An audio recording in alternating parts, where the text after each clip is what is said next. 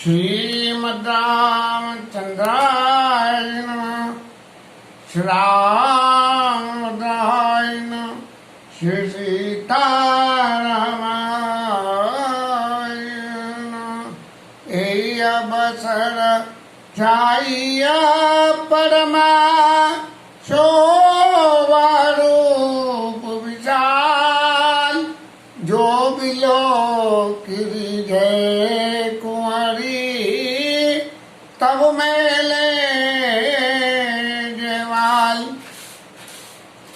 कल की कथा विश्राम में नारद बाबा विष्णु मोहिनी के पीछे पागल हो गए। भले ही उन्होंने कामदेव को जीत लिया था, लेकिन फिर भी काम का असर उनके ऊपर ऐसा हुआ कि भगवान ने उनके पीछे कि इनके चित्त में ये अभिमान पैदा हो गया है कि मैंने काम को जीत लिया है। इस अभिमान को मिटाने के लिए कि काम कभी जीता नहीं जा सकता है, काम को तो भगवान के चरणों में अर्पण करोगे तभी आप उससे बच सकते हो। और यदि काम को आपने अर्पण नहीं किया और जीतने का दंभ यदि आपने जरा भी भरा, तो उस दंभ के भरने से क्या होगा, ये सबरी लीला नारद जी के चरित्र में प्रत्यक्ष रूप से जीतती है। और ये भगवान की करी हुई लीला है, क्योंकि भगवान कहते हैं कि मैं अपने बाल दासों की ऐसे रक्षा करता हूँ जैसे माँ अपने छोटे बच्चे की रक्षा करती है। इसी संदर्भ में जब आगे चलते हैं तो नारद बाबा मन में विचार करते हुए चल रहे हैं। और क्या कर रहे हैं नारद बाबा, हरिचंद मांगो सुंदरताई, होई जात गर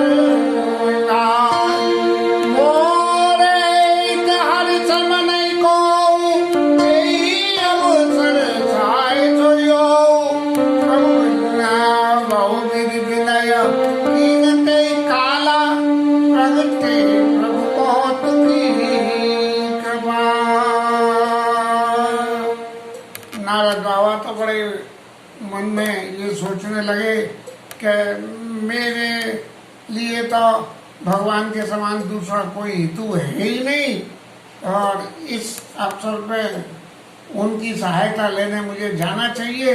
लेकिन अब क्षीर सिंधु तक मैं जाऊंगा तो बहुत समय लग जाएगा, और उधर कहीं विष्णु मोहिनी को कोई दूसरा ले गया तो मेरा तो वैसे ही खेल खराब हो जाएगा। तो ऐसा सोच के नारद जी ने भगवान की अपनी बहुत विनय करने लगे कि दीनदयाल वेद संभारी हरउनाथ संकट वारी। और ऐसा करके करने लगे तो बहुविध विनय कीर्ति काला, और प्रगटे प्रभु कौतुकी कृपाला। ऐसे जो कौतुक से भी कृपा करें, यदि वो हमारे ऊपर कोई ऐसा वैसा पीछे लगा दे जिसे हम समझते हो कि ये तो काम प्रभु तेने बड़ा खराब कर दिया, लेकिन वो कौतुक भी हमारा हित करने वाला होता है। बहुविध विनय कीमते काला, प्रगटे प्रभु कौतुकी कृपाला। ऐसे कृपाल कौतुकी भगवान तुरंत ही नारद बाबा के सामने प्रकट हो गए। और प्रभु बिलो की मुने नयन जुड़ाने, होई ताजइये हरशाने। और भगवान को देख के और नारद बाबा की आंखें तो बिल्कुल ठंडी पड़ गई, चैन हो गई है। अब तो मेरा काम पक्का हुआ समझो।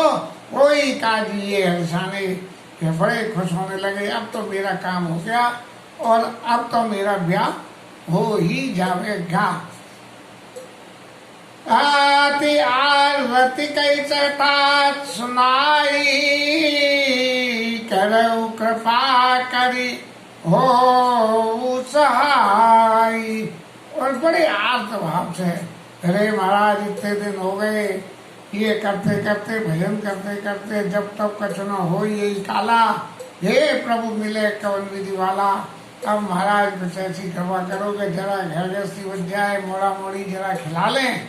हाँ, तो ऐसा कुछ इंतजाम करो।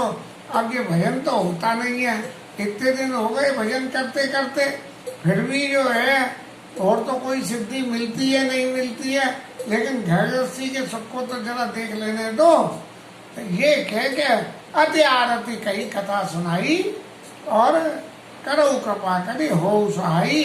अब महाराज जब से आपके पास से आया हूँ तब से मन तो भागा भागा डोलने आया इधर से उधर, क्योंकि नारद जी भोले भगत हैं, इसलिए छुपाते कुछ भी नहीं है।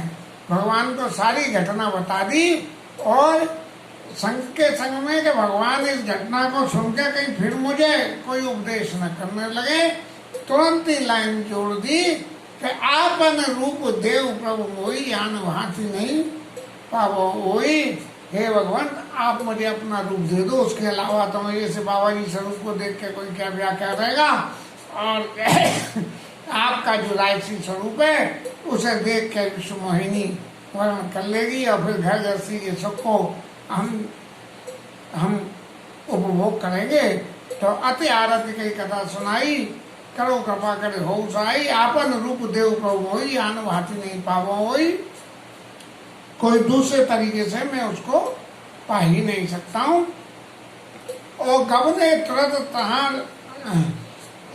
माया विवश भये मुनि मूड़ा और समझी नहीं हरि गिरा निगूड़ा। भगवान की माया के वशीभूत हो गए और मुनि ऐसे मूढ़ हो गए कि समझी नहीं हरि गिरा निगूड़ा कि भगवान ने जो अपनी बातें कही उनसे उनका अर्थ नहीं समझ पाए। भगवान ने क्या कहा था? भगवान ने कहा था तुमरे सुमिरन ते मिटाई मोह मार मद मान। अब ये बातें कही तो उन्होंने कटाक्ष में थी, लेकिन नारद बाबा तो सच्चे में ही समझ गए क्या मोह मार मान सब मेरे सुमिरन के मेरे नाम से ही मिट जाते हैं। तो अब तो मेरा नाम भगवान के बराबर हो गया, और भगवान जिस हिसाब से गृहस्थी में रह रहे हैं मुझे भी रह लेना चाहिए। मोह तुमरे सुमिरन ते मिटे मोह मार समझी नहीं हरि गिरा निगूड़ा। भगवान की वो गुड़ भाषा को नारद बाबा नहीं समझ पाए।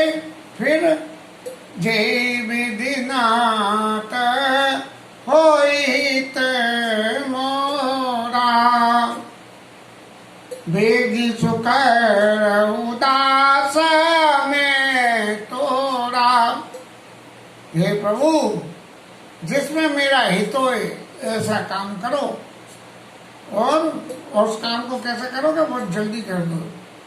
अब जल्दी करने के चक्कर में ही तो ये सबरा खेल हो गया कि जल्दी करने के चक्कर में भगवान ने ऐसा हित साधा। भगवान सबका हित करने वाले ही हैं और हमेशा सबका हित ही करते हैं। हम अपने बुद्धि बल से ये आते हैं कि भगवान ने ये कहा अरे तो ऐसा नहीं करना चाहिए, अरे महाराज हम तो ये करें और तुम ये करो। नहीं, उसके पीछे भी कोई ना कोई ऐसा अर्थ छुपा होता है कि भगवान हमेशा जीव का हित ही करते हैं। निज माया बल देखी विशाला और हिया से बोले दीन दयाला। अपनी माया का बल देख के अब तो ये नारद बाबा अच्छी तरह मेरी माया में फंस गए। जो मैं चाहता था वही हो गया। अब इन्हें नचा के ऐसी शिक्षा इन्हें दी जाए कि जिससे दोबारा फिर कभी इनका ब्याह करने का मन नहीं करे और ये भजन में ही लगे। तो भगवान बोले जय विधि होई परम हित। तुम तो कह रहे जय विधि होई, जय विधि होई, जय विधि ना तो होई तो मेरा हित हो, लेकिन मैं क्या करूँगा? मैं तो वो क्या करूँगा कि जय विधि होई परम हित। हित से भी ऊपर का जो हित है वो तुम्हारा करूँगा। और हित से ऊपर का जीव का परम हित क्या है? हित तो ये है कि भाई गृहस्थी संसार में बसे, संसारिक रस के कार्यों को पूर्ण करे, उसके बाद दान पर संन्यास लेके भगवान का भजन करे।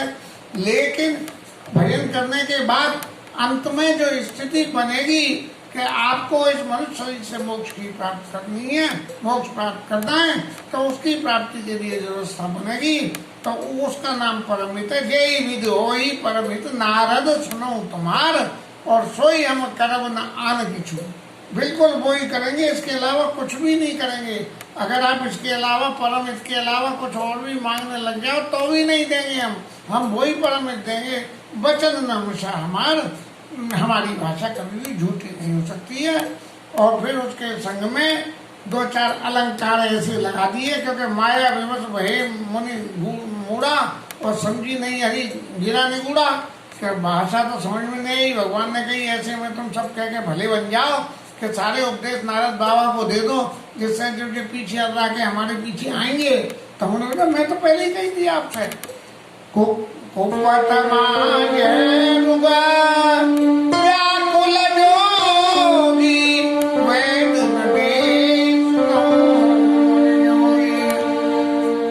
अब रोगी आदमी को पत्ते मांगे वैद्य से और मांगे तो क्या वैद्य दे देगा?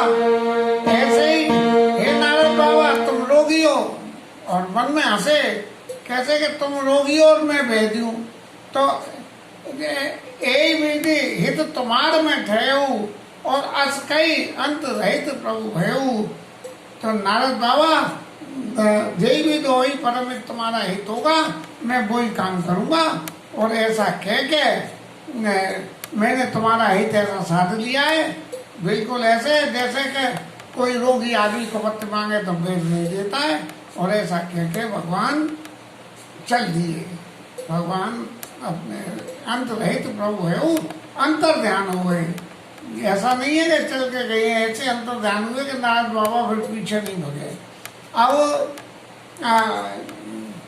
माया विवश भये मुनि मूढ़ा समझी नहीं घमने तुरंत आई जहाँ स्वयंवर भूमि बनाई। बस तुरंत भागते हुए स्वयंवर भूमि में पहुंच गए। मुनि मन हर्ष रूप अति मोरे मोई तजी आन बड़ी जनी गोरे। और उनके मन में ऐसा हो गया कि मेरे को तो भगवान का ऐसा रूप मिल गया है, इस रूप की वजह से मेरे को छोड़ के वो नृप कन्या किसी दूसरे महीने किसी दूसरे का ब्याह करेगी नहीं। लेकिन इसकी लीला को बखानते हुए आगे गोस्वामी जी कहते हैं मुनि हित कारण कृपा निधाना और दीन कुरूपदा जाई बखाना। ऐसा कुरूप दे दिया कि जिसका बखान ही नहीं हो, क्योंकि उनका हित करना था। अब बंदर क्या होता है? बंदर जैसे मदारी नाचे नचावे ऐसे नाचता है।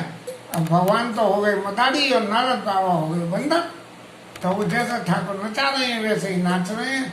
तो उनका हित करने के लिए भगवान ने ऐसा करूप दे दिया। सो चरित्र लखिकाऊ न पावा नारद जान सवई से नावा। लेकिन भगवान ने इतनी दया करी कि जो कुरूप दिया था उस कुरूप के दर्शन किसी को नहीं हो रहे थे। उस कुरूप के दर्शन तो सिर्फ विश्वमोहिनी को ही हुए हैं और किसी को नहीं हुए हैं वहाँ। और नारद जान सवई से नावा और उनके शीलनिधि राजा के यहाँ सब लोगों ने नारद समझ के ही उनको प्रणाम किया कि नारद बाबा आ गए। स्वयंवर भूमि में कुर्सी लेकर बैठे हुए हैं नारद बाबा और आनंद ले रहे हैं। रहता दुरुद्र गणा, दो शंकर जी के गण संग में लगा दिए। तेजा नहीं सब भेद, वो सबका भेद जानते हैं। और विप्रवेश देखत फिरई और परम कौतुकी ब्राह्मण शरीर रख के और जो है नाटक देखते फिर रहे हैं कि नारद बाबा कैसे कैसे आनंद ले रहे हैं। जय विद्य जय जय समाज बैठे मुनि पूली, जय समाज बैठे मुनि जाई हृदय रूप अविति अधिकाई। मेरे इतना सुंदर रूप है, इस अभिमान को लेकर काम के आते ही अभिमान भी आ गया। और अभिमान के मेरे समान इस संसार में अब सुंदर कौन है। ता बैठे महेश गद दो, और शंकर जी के दूत भी उनके पास ही जाकर बैठ गए। और विप्रवेश गति लख ही न को, दूसरा कोई नहीं देख पाया कि वो शंकर जी के ग्रह है, वो भूत प्रेत पिशाच है, कौन नहीं है। ब्राह्मण शरीर रखे वो बैठ गए और कोई दूसरा जान नहीं पाया कि कौन है, क्योंकि नारद बाबा बैठे थे और नारद बाबा के पास में जाके बैठ गए।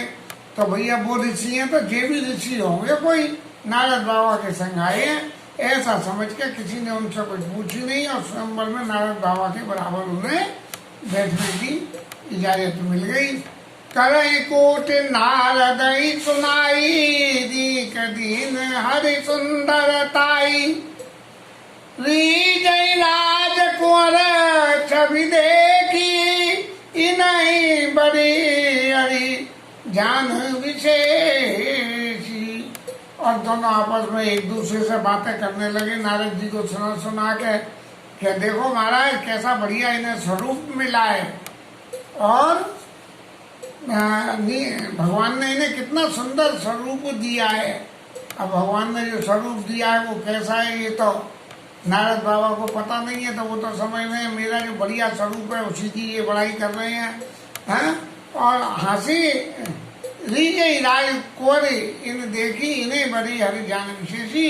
और इनके स्वरूप को देख के तो राजकुमारी बिल्कुल एक बार में ही इनके ऊपर नौछावर हो जाएगी और इन्हें जो भगवान समझ इन्हें बड़ी हरि जान विशेषी, इन्हें हरि समझ के, हरि शब्द का मतलब बंदर, लेकिन वो कह रहे हैं कि इन्हें बड़ी हरि जान विशेषी। वो कह रहे हैं बंदर जान के और वो कह रहे हैं कि भगवान जान। नारद बाबा समझ रहे हैं कि बंदर जान भगवान जान कह रहे हैं। काउ न लखा यद्यपि सुनई मुनि अटे पटबारी, हसई समुझी न पढ़ई बुद्धि ब्रह्मचारी। यद्यपि नारद बाबा ये तो सब सुन रहे हैं कि ये दोनों मेरे बराबर बैठे आदमी खोखो कर रहे हैं आपस में और दुनिया भर की बातें बोल रहे हैं, लेकिन उनका ध्यान तो इसमें लग रहा था कि कब विष्णुमोहिनी आवे, कब माला पहनावे और कब नारद बाबा गृहस्थी के लेके और यहाँ से लंबे पड़े। जरा पिछले मुनि अटपट बहानी समझना पढ़ई बुद्धि ब्रह्मचारी, काउ न लखया स्वचरित विशेषा और सो स्वरूप नृप कन्या देखा। किसी ने वो नहीं देखा कि नारद जी बाबा ये बंदर स्वरूप में बैठे हैं, किसी को भी पता नहीं लगी, लेकिन विष्णुमोहिनी ने उस स्वरूप के दर्शन कर लिए। कैसे दर्शन थे कि मरकट बदन भयंकर दे बंदर, और वो भी इतना बड़ा बंदर, इंसान साइज का बंदर नहीं, खूब बड़ा, मरकट बदन भयंकर दे। और देखते थे क्रोध वास्ते, और देखते ही उसे ऐसा गुस्सा आया कि बस पूछो ही मत, ये बंदर मुझसे ब्याह करने के लिए आ गया। सखी संग ले कुंवर तब चली जदुराज मराल, देखत फिर मई तब जयमाल। सब सखियों के साथ में हाथ में माला लेकर शंबर भूमि में विष्णुमोहिनी घूम रही है। जय देश बेटे नारद फूले, सो देश देना बिलोकी बोली। एक बार नारद बाबा ने जो मरकट बदन भयंकर देवी के दर्शन कर लिए, फिर उसने दोबारा उस दिशा को नहीं देखी। और नारद बाबा की क्या स्थिति हो गई कि आगे आगे राजकुमारी और पीछे पीछे नारद बाबा भक्ते डोल रहे हैं, कभी अपनी गर्दन दाएं से लगावे उसके साथ, कभी सखियों के बगल से, कभी सामने से आगे से घूम के आ जाए। लेकिन उस विष्णुमोहिनी ने उनकी तरफ आंख उठा के भी नहीं देखा। धरे नप तना गया कपाला, कुंवारी अरची मेले जयमाला। और राजा का शरीर लग के और भगवान स्वर्ग में पहुंच गए। और विष्णुमोहिनी ने, क्योंकि वो साक्षात माया है, और उसने जो है भगवान की गले में माला डाल दी। और सुनना दुल्हन लेके लक्ष्य निवासा, नकुल समाज सब भयउ निराशा।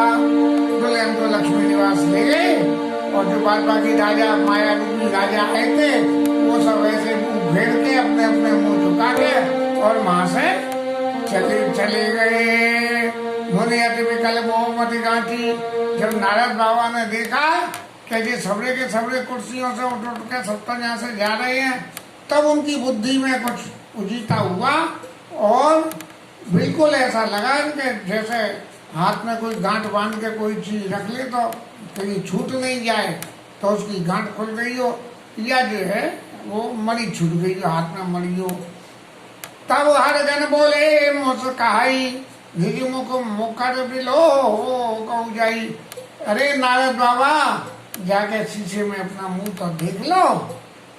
तब हंसते हुए जब वो बोले हैं तब जो है नारद बाबा का तीसरा नेत्र खुला और उनकी समझ में आई गई जरूर कोई ना कोई चक्कर तो जरूर है जब ये मुझसे ऐसा कह रहे हैं। अस कई दो भागे बह भारी भज नदी का मुनि बारी निहारी। और इतनी जल्दी पड़ी कि कहीं जाके शीशा लाए। नारद बाबा को शीशा का क्या काम, अब किसी से जाए शीशा मांगे क्या हो तो उसमें घंटों लग जाएंगे। तो उन्होंने कही जल्दी से चलो कहीं यहाँ पानी भर रहा हो, पानी में देख लो तो ABCD तो दिखी जाएगी। चेहरे मोड़े में रंग वंग दिखे नहीं दिखे लेकिन आकृति तो दिखेगी कि आकृति कितनी सुंदर है। अस कई दो भागे बह भारी नदी कहीं मुनि बारी निहारी। ने कही अब ये नारद बाबा को तो अब सब असलियत की पता चल जाएगी। अब नारद बाबा हमारी ऐसी तैसी करेगा, अच्छी तरह से खूब हमारी और ऐसी खबर लेगा कि बहुत तुमने मजा लिया था, अब मैं मजा देता हूँ। तो इसलिए डर के मारे भगे। अब ज्यादा हंसी मजाक तो कर ही ली थी तो फल भी पाएंगे। वेश बिलो की क्रोध अति बाड़ा और तिनई शराप दीन अति गाड़ा। और अपना जो चेहरा मोड़ा पानी में बंदर का देखा सो ही एकदम जब पहले तो काम आया है और नहीं क्या हुआ, पहले तो काम आया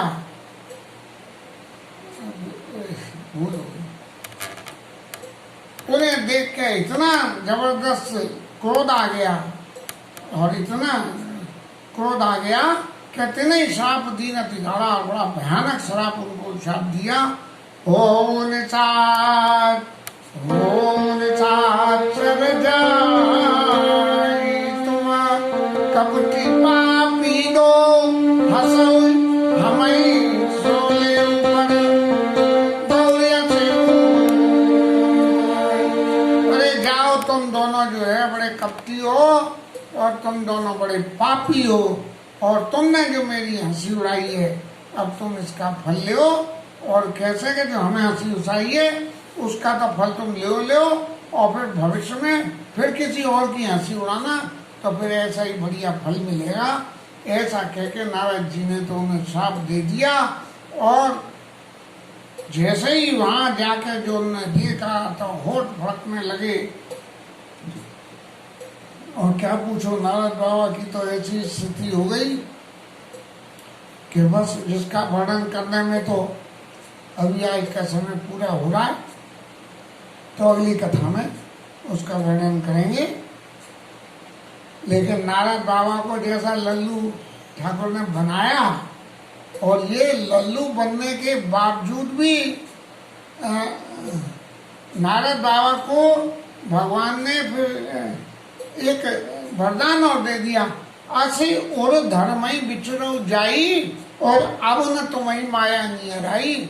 ये सब लीला होने के बाद में भगवान ने ये कह दी कि अब तुम पृथ्वी पे जाके निर्भय होके भ्रमण करो और अब तुम्हें माया बिल्कुल पीछे नहीं लगेगी तुम्हारी। ऐसा वरदान दे के विदा करा। कथा तो कल आवेगी लेकिन ABCD में ये आ गई है। इसके साथ आज की कथा को विश्राम करते हैं और हरि नाम कीर्तन करना है।